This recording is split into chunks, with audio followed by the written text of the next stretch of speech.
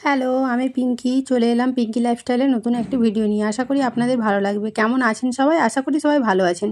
এই দেখুন এখানে সকাল সকাল চলে এসেছিলাম কিচেনে রান্না করার জন্য। দেখুন আমি কি রান্না করি সেটাই আপনাদের সাথে শেয়ার করব। চালটা ধুয়ে আমি এটা রেখে দিয়েছিলাম বসিয়ে দিলাম ভাত।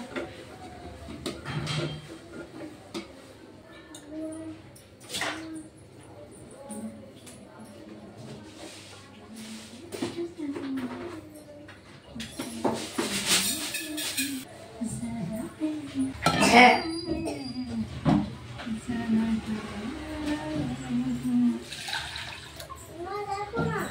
কি দেখো ডাল বসিয়ে দিচ্ছিলাম। আর দেখুন এখানে সোয়াবিন নিয়ে নিচ্ছিলাম, সোয়াবিনগুলো ভেজাবো বলে, তাই সোয়াবিন আলু পোস্ত বানাবো সেই জন্য। তারপরে এখানে দেখুন এই সোয়াবিনগুলো আমি ভিজিয়ে দিলাম। আর মেয়েও বাড়িতে ছিল, কারণ ওর শরীরটা ভালো ছিল না, তাই স্কুলে যায়নি, হোমওয়ার্ক করছিল আর আমাকে এনে দেখাচ্ছিল। আর আমি সত্যি কথা বলতে খুবই আনন্দ হাসি খুশিতে থাকতে ভালোবাসি, আর আমি সারাদিন এরকমভাবেই থাকি। আর নিজেই নিজের হাসির কারণ হয়ে ওঠাটা খুবই দরকার, তাই আমি সবসময় যতটা পারি একদম আনন্দ খুশিতে থাকি। আর এখানে কিছুটা বাসন পড়েছিল বেসিনে, সকালের নাস্তা খাওয়ার বাসন, তাই ওগুলোকে একটু জলদি জলদি করে ধুয়ে নিচ্ছিলাম। আর সকালবেলা মানেই তো জানেন মেয়েদের একদম হাজারটা কাজ, এদিক ওদিক করে একদম মানে কি বলবো, একদম যেন 10 হাতে কাজ সামলাতে হয় যাকে বলে। তারপরে দেখুন এখানে জলদি জলদি করে সব বাসনগুলো ধুয়ে নিচ্ছিলাম। আর একটু মানে বেলাও হয়ে গেছিলো, মেয়ে খাওয়ার জন্য একদম করছিল যে মা কখন ভাত হবে আমি খাবো। তারপরে দেখুন এখানে আমি এদিকে রান্নাও বসিয়ে দিয়েছিলাম, এদিকে ডাল আর ভাতটা হচ্ছিলো। আর এদিকে দেখুন আমি আলু পেঁয়াজ আদা রসুন সব মানে কাটতে বসে পড়েছিলাম, জলদি জলদি করে সব কেটে নিচ্ছিলাম। তারপরে এখানে দেখুন ডালটাও সেদ্ধ হয়ে গেছে। আর ডালটাতে আমি একটু লবণ আর হলুদ দিয়ে দেবো। দেখতে পাচ্ছেন ডালটা একদম সেদ্ধ হয়ে গেছে। আর ওদিকে ভাতটাও প্রায় হয়ে এসেছে। এই দেখুন ডালটা একদম পুরো সেদ্ধ হয়ে গেছে। ডালটা আমি চটকা মেরে নেবো। দিয়ে কড়াইটা বসিয়ে দিয়েছিলাম, দিয়ে ওর মধ্যে কড়াইতে তেল দিয়ে দিয়েছিলাম। দিয়ে আমি এদিকে মানে ডালটা ফুটতে ফুটতে ডালটা এত উতরে গেল যে অনেকটাই পড়ে গেছিলো। আপনারা দেখতে পাচ্ছেন ডালের কেটলিটা কেমন মানে একদম 4 সাইডটা পুরো হয়ে গেছে। তারপরে এদিকে ডালটাও চটকা মেরে নিয়েছিলাম। আর মেয়ে বাড়িতে আছে, এত জ্বালাচ্ছিল কি বলবো, ও একটার পর একটা বায়না করছিল। আর ও চেয়ার নিয়েছে রান্নাঘরে, এটা পারছে ওটা পারছে, সারা মানে এদিকে আমি রান্নাও করতে হচ্ছে, এদিকে ওর পেছনেও আমাকে বকতে হচ্ছে। মানে কি বলবো, এত দুষ্টুমি করছে মানে কি বলবো আর।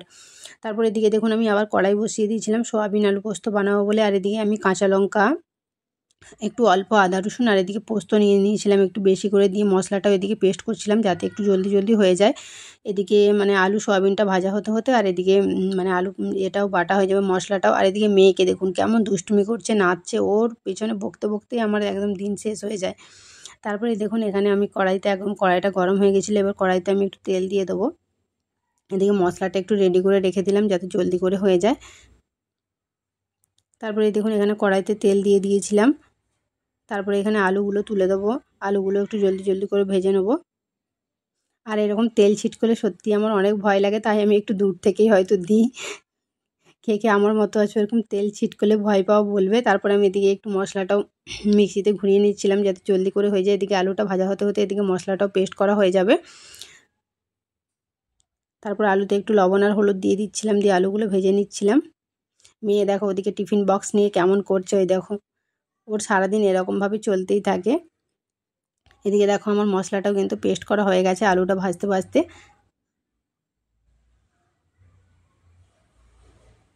মানে সকালবেলা সত্যি বলতে এত চাপ থাকে কি বলবো। তাদের এদিকে দেখুন আলুগুলো একদম ভালো করে ভেজে তুলে নিয়েছে। তারপরে এবার সোয়াবিনগুলো ভেজে নিচ্ছে। আর মা মেয়ে খাবো তো, তাই অল্প করেই বানাচ্ছিলাম, কারণ দোকানে রান্না দোকানেই হয়। আর এদিকে আমি মানে জলদি জলদি করছিলাম। এই দেখুন এখানে একদম সোয়াবিনগুলো একটু লবণ দিয়ে ভেজে নিচ্ছিলাম জলদি জলদি করে।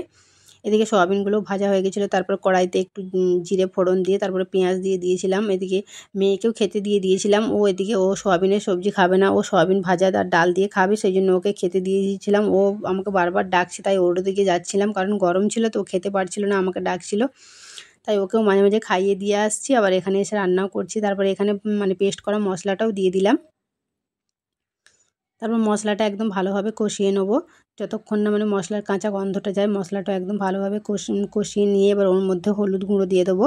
আর আমি একদমই মানে গুঁড়ো লঙ্কা অ্যাড করব না, কারণ আমি অনেকগুলোই ওর মধ্যে কাঁচা লঙ্কা দিয়েছিলাম, 5টা মতো প্রায় কাঁচা লঙ্কা দিয়ে দিয়েছিলাম। তারপর এখানে হলুদ গুঁড়ো দিয়ে দিলাম, দিয়ে ভালো করে একদম মশলাটা কষিয়ে নেবো।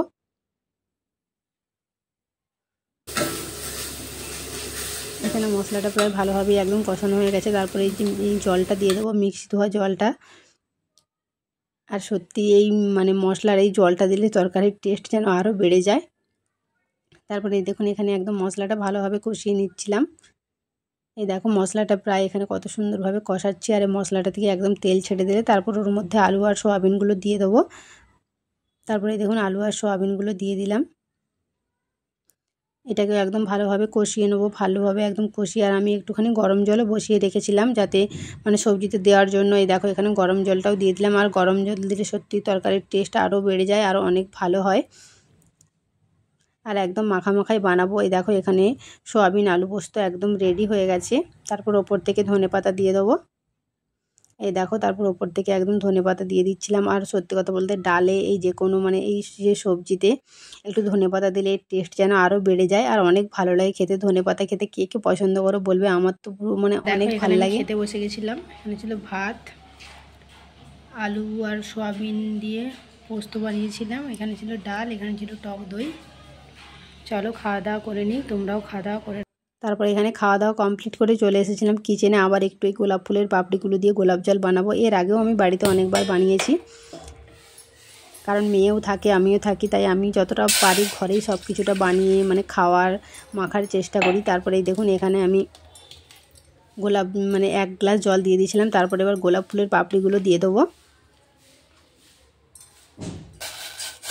এবার এটা একদম মিডিয়াম ফ্লেমে হবে, এটাকে একটু ভালোভাবে নাড়িয়ে নেব। আমার ভিডিওগুলো যদি আপনাদের ভালো লাগে প্লিজ সবাই লাইক কমেন্ট শেয়ার করবেন আর চ্যানেলটা সাবস্ক্রাইব করে পাশে থাকবেন। এই দেখুন এখানে প্রায় মানে একদম পাপড়ির কালারটা মানে একদম ফ্যাকাশে হয়ে গেছে, প্রায় হয়ে এসেছে বলতে গেলে। এই দেখো এখানে পুরো একদম গোলাপ জলের কালারটা দেখো। আর তারপর আমি এটা একটু ছেঁকে নিচ্ছিলাম। এই দেখো শুধু কালারটা দেখো, মানে এত সুন্দর কালার এসেছে কি বলবো, মানে দেখেই এত ভালো লাগছে কি বলবো। তোমাদেরও ভিডিওটা কেমন লাগলো অবশ্যই কমেন্ট করে বলবে। টাটা, সবাই ভালো থাকবে।